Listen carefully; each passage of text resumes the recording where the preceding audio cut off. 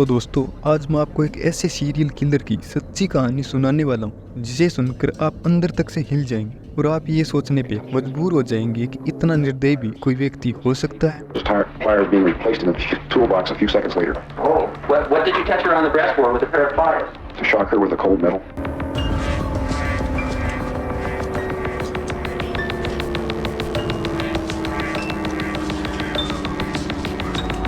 1977 में कैलिफोर्निया की जेल में लॉरेंस विटेकर पर रोय नॉरिस नाम के दो आदमी पहली बार मिलती और वो भी जेल में। लॉरेंस को रॉबरी के जुर्म में पकड़ा था और रोय को असोल्ट के केस में। दोनों बहुत ही जल्द दोस्त बन जाते हैं और दोस्त बनने के बाद और कई दिनों तक आपस में एक जैसी बात करने के बाद उन्हें ये समझ आया कि वह दोनों एक ही तरीके से सोचने वाले लोग थे और एक ही तरह का इंटरेस्ट शेयर करते थे और वो इंटरेस्ट था टीनेज लड़कियां। जैसे जैसे उनके दिन जेल में बीतते जा रहे थे उनकी दोस्ती और भी गहरी होती जा रही थी। अब वो पूरा डिटेल में प्लान बनाने लग गए थे कि कैसे लड़कियों को किडनैप करेंगे, फिर उनका रेप करेंगे और उनको टॉर्चर करेंगे। जब लॉरेंस की जेल से छूटने की डेट पास आने लगी तब उन दोनों ने डिसाइड किया कि दोनों जेल से निकलने के बाद अपने बनाए हुए प्लान्स को अंजाम देंगे। लॉरेंस जेल से रिहा हो गया और उसके रिहा होने के कुछ महीनों बाद रॉय भी जेल से छूट गया। रॉय जेल जाने से पहले इलेक्ट्रिशियन का काम कर रहा था और जेल से छूटने के बाद वह अपनी माँ के साथ रहने लग गया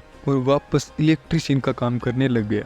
एक दिन लॉरेंस अचानक वैन लेकर रॉय के घर पहुंचा और रॉय को याद दिलाने लगा कि जो जेल में प्लान बनाए थे उन्हें एग्जीक्यूट करने का समय आ गया है। इनके ये कौन से प्लान थे जिन्हें एग्जीक्यूट करने के बाद ये लोग सीरियल किलर की लिस्ट में शामिल हो गए और दुनिया के सबसे निर्दयी लोगों में से एक बन गए। इसे जानने से पहले हम इन दोनों की थोड़ी साइकोलॉजी को समझते हैं। लॉरेंस के पैदा होते ही उसकी माँ ने उसे अनाथालय में दे दिया ताकि वहाँ से कोई अडॉप्ट कर ले और लॉरेंस बचपन से ही छोटे मोटे क्राइम करता रहता था और जब वो टीनेजर बना तब उसे कार चुराने के मामले में कैलिफोर्निया युद्ध सेंटर भेज दिया गया और जब लॉरेंस 19 साल का हुआ तब उसे युद्ध सेंटर से रिलीज किया गया और उसके बाद वह क्राइम की दुनिया में पूरी तरह से डूब गया। अजल्ट, चोरी, हेराफेरी ये सब करते हुए लॉरेंस अपनी जिंदगी जी रहा था। इसी दौरान वो कई बार जेल भी गया पर उसने कभी क्राइम करना नहीं छोड़ा। उसे जेल में एक साइकेट्रिस्ट असाइन हुआ था। उसने अपनी रिपोर्ट में बताया कि लॉरेंस बहुत ही जानता मैनिपुलेटिव इंसान था जिसके बाद वो बहुत ही भयानक क्रिमिनल बनने का खतरा था। लॉरेंस को लंबी जेल तब हुई जब उसने एक सुपरमार्केट में चोरी करने के लिए एक एम्प्लॉय को चाकू से स्टैब कर दिया था। उसके बाद उसे कैलिफोर्निया मेस कॉलोनी में भेज दिया गया जहाँ उसकी मुलाकात रॉय से हुई। रॉय को बचपन से ही उसकी फैमिली मेंबर ने कभी प्यार नहीं किया। रॉय ने कभी चोरी चकारी नहीं की थी और वह लड़कियों के साथ छेड़छाड़ करता था और एक बार उसने एक लड़की का पत्थर मारकर सर फोड़ दिया था और जिसकी वजह से उसे जेल हो गई थी। रॉय और लॉरेंस दिमागी रूप से डिस्टर्ब थे जिसकी वजह से वे उल्टे सीधे क्राइम करते रहते थे, लेकिन वो इतने बड़े क्राइम को अंजाम दे देंगे ये किसी ने सपने में भी नहीं सोचा था। लॉरेंस वैन लेकर रेडी था ताकि वो मिलकर टीनेज लड़कियों का फायदा उठा सके। अब दोनों ने उस वैन का नाम रखा द मर्डर मैक। सब कुछ प्लान रेडी था मगर दोनों को पहले अपना प्लान एक्सपेरिमेंट करके देखना था, इसलिए उन्होंने कुछ 5 महीनों के अंदर अंदर 20 लड़कियों को पटाया। लेकिन उन्होंने उन लड़कियों के साथ कुछ भी नहीं किया क्योंकि इनसे वो सिर्फ प्रैक्टिस कर रहे थे ताकि वे शहर की कुछ ऐसे स्पॉट ढूंढ सकें जहाँ कोई भी आता जाता ना हो। जब रॉय और लॉरेंस को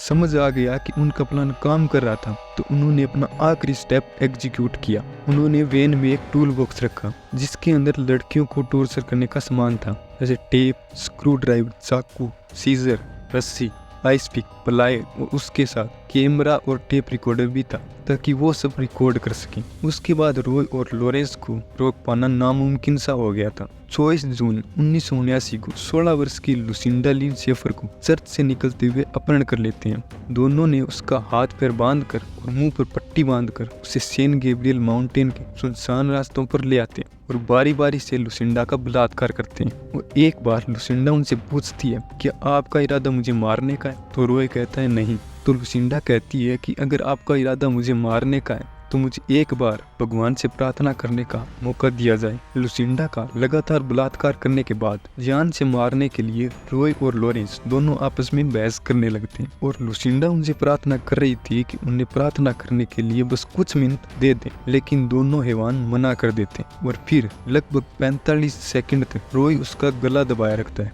लेकिन लुसिंडा नहीं मरती है तो लॉरेंस उसके गले में कोट हैंगर डालकर उसे प्लायर से तब तक घुमाता है जब तक कि वह मर नहीं जाती, और मरने के बाद उसे घाटी से फेंक के चले जाते हैं। लुसिंडा की हत्या के 2 हफ्ते बाद 8 जुलाई 1979 को लॉरेंस और रॉय 18 वर्ष की एंड्रिया जॉय हॉल को लिफ्ट मांगते हुए पैसिफिक कोस्ट हाईवे से अपहरण करके फिर से सैन गैब्रियल पहाड़ पर ले जाते हैं। लगातार बलात्कार करने के बाद बिना कपड़ों की तस्वीर लेते हैं। फिर लॉरेंस एंड्रिया के कान में आइस पिक डालकर उसके दिमाग तक घुसा देता है, फिर दूसरे कान में डालकर इतनी जोर से लात मारता है कि आइस पिक का हैंडल ही टूट जाता है, और एंड्रिया तब तक भी जिंदा थी, और फिर उसका गला दबाकर उसे खाई में फेंक देते हैं। 3 सितंबर को 13 साल की जैकलिन ने 15 साल की जैकी गिलियम को बस स्टॉप पर देखते हैं और दोनों को लिफ्ट देने के बहाने से वैन में बिठाते हैं और दोनों को सैन गैब्रियल पहाड़ पर ले जाते हैं। अगले 2 दिनों तक अमानवीय तरीके से उन्हें यातनाएं देते हैं, उनके चेस्ट पर आइस पिक और प्लायर से बुरी तरह से घाव करते हैं। 2 दिन की असहनीय यातनाओं और बलात्कार करने के बाद गिलियम के कान से दिमाग तक आइस पिक घुसाया जाता है, फिर उसका गला दबाकर उसे मार दिया जाता है। जैकलिन लेव के सिर पर बार बार हथौड़े से वार करके उसे भी मार दिया जाता है। गिलियम और लेव के बलात्कार की ऑडियो रिकॉर्डिंग भी की जाती है। 31 अक्टूबर 1979 को 16 वर्ष की शर्ली लिनेट लेनफोर्ड को गैस स्टेशन के बाहर से अपहरण कर लेते हैं। शर्ली लिनेट लॉरेंस को जानती थी क्योंकि वो जिस रेस्टोरेंट में काम करती थी उसमें वह अक्सर कॉफी पीने आया करता था। शर्ली को अपहरण करने के बाद लॉरेंस उनसे वैन में ही मारपीट करना शुरू कर देता है और उसे दर्द से चिल्लाने के लिए मजबूर करता है। शर्ली के हाथ को बार बार हथौड़े से मारना शुरू कर देता है और उसकी छाती पर भी बार बार मुक्के मारता है। प्लायर से उसके छाती के कुछ हिस्से को खींचकर बाहर निकाल देता है और उसके साथ बलात्कार भी करता है और एक टेप रिकॉर्डर में उन सभी यातनाओं को रिकॉर्ड भी करता है। और उसके बाद वह शर्ली के हाथों पर 25 बार हथौड़े से वार करता है और इसका वार इतना तेज था कि उसकी हड्डी पहली बार में टूट गई थी, लेकिन हड्डी के टूटने के बाद भी उसने उसके ऊपर 24 बार हथौड़े से वार और किया। शर्ली के साथ 2 घंटे तक बर्बरता बरतने के बाद उसके गले में कोट हैंगर डालकर उसे प्लायर से तब तक घुमाया जाता है जब तक कि वो मर नहीं जाती। शर्ली की लाश को एक घर के सामने छोड़कर चले जाते हैं क्योंकि वो लाश की हालत को देख लोगों की प्रतिक्रिया को देखना चाहते थे। उसकी लाश को देखने वाले लोगों का कहना है कि उसकी लाश की हालत इतनी भयानक थी कि उसके दर्द को शब्दों में बयान नहीं किया जा सकता। नवंबर 1979 को रॉय अपने पुराने दोस्त जोक्सन जोसेफ से मिलता है और शराब के नशे में 500 कत्ल के बारे में सब कुछ बता देता है, जिससे उसका दोस्त तुरंत पुलिस को बता देता है और पुलिस दोनों को गिरफ्तार कर लेती है। लॉरेंस के घर से बिना कपड़ों की लड़कियों की फोटो मिलती है और एक टूल बॉक्स भी मिलती है और वैन में ऑडियो टेप भी मिलता है। रॉय अपनी पहली सुनवाई 30 नवंबर 1979 को शामिल होता है और कत्ल को कबूल करता है और लॉरेंस के खिलाफ बयान देने के लिए भी तैयार हो जाता है। इसकी वजह से उसकी फांसी की सजा को कम कर दिया जाता है और आजीवन कारावास की सजा दी जाती है और लॉरेंस को अपने जुर्म का कोई भी गिल्ट या रिग्रेट नहीं था। कोर्ट केस चलते हुए भी वह हर वक्त हंसता रहता और अपने आप को एक हीरो समझता और उसे डेथ पेनल्टी दी गई। इसका इन्वेस्टिगेटिंग ऑफिसर था, उसने बताया कि उसने आज तक लॉरेंस से ज़्यादा ट्विस्टेड और घिनौना आदमी नहीं देखा। इनके द्वारा रिकॉर्ड की गई ऑडियो की क्लिप इतनी भयानक थी, इस बात का अंदाजा आप इस बात से लगा सकते हैं कि जब कोर्ट में इनकी ऑडियो क्लिप सुनाई गई थी तब वहां पर बैठे जूरी मेंबर्स और पत्रकार बीच में उठकर बाहर भाग गए थे और इनके द्वारा रिकॉर्ड की गई ऑडियो को FBI के ऑफिसरों को इसलिए सुनाया जाता है ताकि उन ऑफिसरों की हिम्मत का परीक्षण ले सकें। इतने निर्दयी लोग भी इस दुनिया में होते हैं, मैंने तो कभी सपने में भी नहीं सोचा था। तो दोस्तों, बी केयरफुल, बी सेफ और बी हैप्पी। मिलते हैं नेक्स्ट वीडियो में।